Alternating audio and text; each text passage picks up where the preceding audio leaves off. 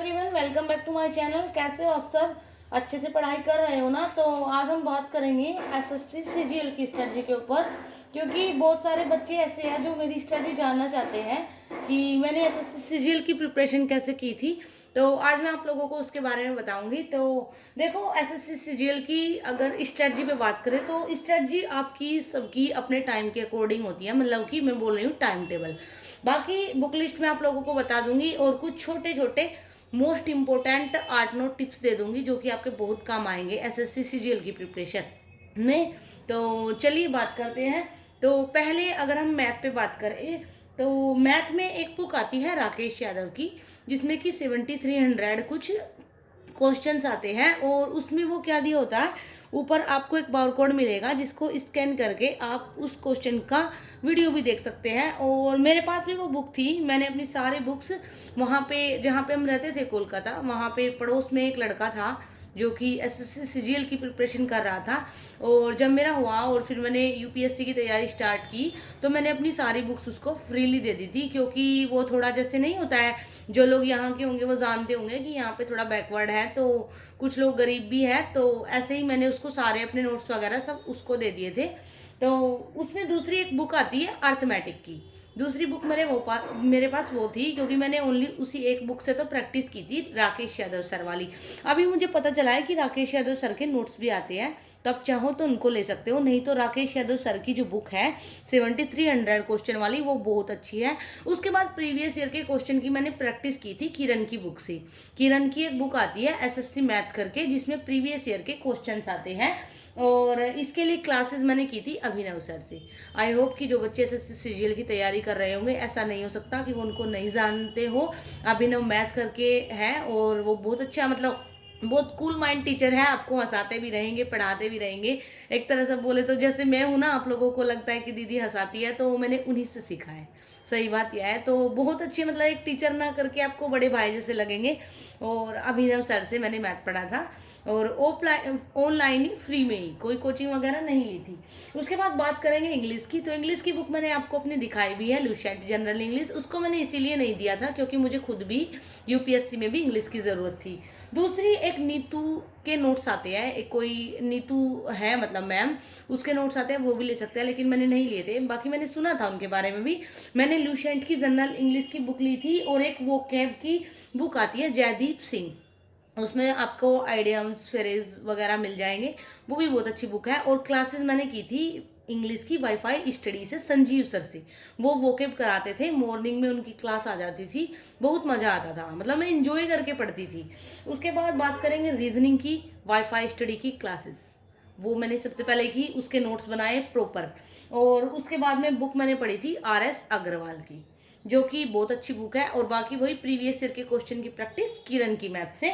उसके बाद बात करेंगे जनरल अवेयरनेस की, उसमें लुसेंट सामान्य ज्ञान सबसे बेस्ट है। एंड उसके बाद आप प्रतियोगिता दर्पण पढ़ सकते हैं। मंथली जो करंट अफेयर पढ़ोगे ना, वो मंथली पढ़ना, मंथली कंपाइलेशन आ जाते हैं, जैसे प्रतियोगिता दर्पण में भी आता है। योजना पढ़ लीजिए, कुरुक्षेत्र पढ़ लीजिए। और वैसे सामान्य नॉलेज के लिए लुसेंट आपका ये, अभी तो मुझे नहीं पता, लेकिन मैंने सुना है कि मतलब अभी कोई कोई बोलता है 2 टायर में, लेकिन ये 4 टायर में ही होता है, जब तो 4 में ही था। और टायर 1 में आपका ऑब्जेक्ट 50-50 अंकों के आएंगे, और टायर 2 में फिर आपका अलग हो जाएगा, ऑब्जेक्टिव टाइप हो जाएगा, फिर डिस्क्रिप्टिव हो जाएगा, और फाइनली जाके आपके इंग्लिश और मैथ रह जाएंगे। उसके बाद में आपको एक ऐसे इंग्लिश में भी लिखना होता है, तो उसकी भी अच्छे से प्रैक्टिस होती है। तो आई होप कि आपको अच्छे से समझ आया होगा। अब मैं आपको बताती हूँ कुछ चीज़ें जो कि आपको करनी है। एक तो मेडिटेशन, जितना आप ये चीज़ यूपीएससी वालों को के लिए भी है, जितना आप मेडिटेशन करते हैं उतना ही आपके 1 सेकेंड, जितना आप मेडिटेशन करते हैं उतना आपके लिए अच्छा होता है, और आप बहुत ही अच्छे से मतलब अपनी प्रिपरेशन कर पाते हैं एक तरह से कंसिस्टेंट होकर। और एक आप डेली के टारगेट बनाओ। जो आप डेली के टारगेट बनाओगे तो आपको नींद भी नहीं आएगी, बल्कि आपकी नींद भाग जाएगी जब तक कि आप टारगेट कंप्लीट नहीं करोगे। तो ये सबसे अच्छा होता है कि आप अपने टारगेट बनाओ, उसके अकॉर्डिंग ही पढ़ो। मैं तब भी टारगेट बनाती थी और आज भी टारगेट बनाती हूँ। और एक आप कंसिस्टेंट रहे, मतलब ये नहीं है कि आज आप 4 घंटे पढ़ लिए और कल आप फिर पढ़ रहे हो 1 घंटा। तो ऐसा नहीं है, आप भले ही 2 घंटे पढ़े, 3 घंटे पढ़े, 4 घंटे पढ़े, 5 घंटे पढ़े, बट रेगुलर पढ़े। और एक चीज़, आप सिलेबस को पहले पढ़े, एसएससी सीजीएल का प्रीवियस ईयर के क्वेश्चन पेपर देखें। ये चीज़ मैं यूपीएससी में भी बोलती हूँ, ये मोस्ट इंपॉर्टेंट टिप्स है। उसके बाद ही आप वर्क करें, देखिए कि आपसे चाहता क्या है, मतलब एग्जाम की रिक्वायरमेंट क्या है, सबसे पहले ये देखिए।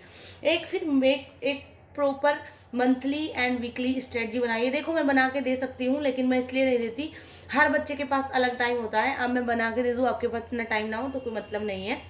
हर बच्चे अपने टाइम के अकॉर्डिंग, अपनी नॉलेज के अकॉर्डिंग, अपनी कैपेसिटी के अकॉर्डिंग टाइम टेबल बनाओ। मैं 9 घंटे का बना दूंगी क्योंकि मैं खुद 9 घंटे पढ़ लेती हूँ। आप पढ़ नहीं पाते हो 4 घंटे भी, तो क्या फ़ायदा होगा, ऊपर से आप ज़्यादा डिमोटिवेट हो जाओगे। तो इसलिए आप खुद अपना प्लान बनाओ, आपको कितने टाइम पढ़ना है। और एक फिर लिमिटेड सोर्सेज रखो, जो मैंने बताया है उनसे आप अच्छे से ईजिली, मैं देखो गारंटी, क्योंकि 100 में से 2 बच्चे पास होंगे तो भी वही बात है, और 100 में से 98 होंगे तब भी वही बात है। लेकिन मैं गारंटी के साथ कहती हूँ कि इन सोर्सेज से बेस्ट कोई सोर्सेज नहीं होगा एसएससी सीजीएल के लिए। मैंने खुद इनको ऑब्जर्व किया है, खुद इनको स्टडी किया है।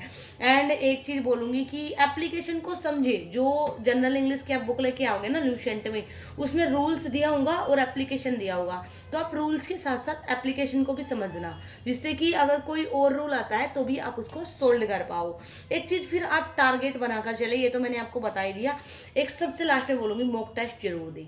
जैसे यूपीएससी में मॉक टेस्ट जरूरी है, ऐसे ही एसएससी सीजीएल में भी मॉक टेस्ट जरूरी है। एंड एसएससी सीजीएल के लिए लास्ट में फिर से बोलूँगी, wifi study platform is the best. देखो मैं उनका कोई प्रमोशन नहीं कर रही हूँ, मैंने कहीं भी अपनी वीडियो में ये नहीं लिखा है कि स्पॉन्सर्ड, बिल्कुल नहीं है। ना ही कोई लिंक दूंगी कि मेरे लिंक के थ्रू जाओ, मेरा कोड है तो आपको वहाँ पे डिस्काउंट मिल जाएगा, कुछ भी ऐसा नहीं है। क्योंकि मेरा चैनल अभी ऐसा नहीं है कि मुझे किसी का स्पॉन्सरशिप मिले। मैं बिल्कुल अपने मन, और मैं खुद बता रही हूँ, मैं जानती हूँ वहाँ के टीचर को, संजीव सर बहुत अच्छी इंग्लिश पढ़ाते हैं। और एक सर है, आई थिंक मुझे उनका नाम याद नहीं, जो कि वहाँ पे हिस्ट्री पॉलिटी पढ़ाते थे। सच पूछे तो उनकी हिस्ट्री, व्योमेश चंद्र बनर्जी, प्रथम कांग्रेस के संस्थान, गोलमेज सम्मेलन, सारे उन्हीं से हिस्ट्री पढ़ के मेरा मन यूपीएससी की तरफ डाइवर्ट हुआ था। क्योंकि मुझे हिस्ट्री, उनका हिस्ट्री पढ़ाना एक मज़ा लगता था कि हिस्ट्री में कितना मज़ा है।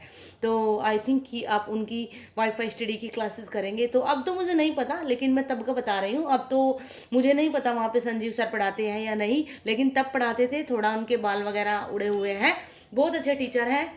और अब पता नहीं पढ़ाते हैं या नहीं, और कोई बात नहीं, आप पुरानी क्लासेस भी देख सकते हो उठा के। और मैंने एक डायरी बनाई थी, मैं आपको बताऊं, और उस मेरी डायरी में मेरी सारी वोकेब के नोट्स होते थे, जो संजीव सर वोकेब कराते थे मॉर्निंग में डेली 10 या 12। भुवनेश सर, एक सर और याद आए, भुवनेश सर भी कराते थे, करंट अफेयर कराते थे बहुत अच्छे से। तो आप सब अगर वो भी मुझे सुन रहे होंगे तो सोचेंगे कि कोई बच्चा हमसे पढ़ा था। तो और उसके बाद फिर मैंने उस डायरी वगैरह को, सब नोट्स को एक बच्चे को दे दिए थे। एंड नाउ आप ऐसे पढ़ सकते हैं। Thanks for watching and keep supporting, keep loving, bye.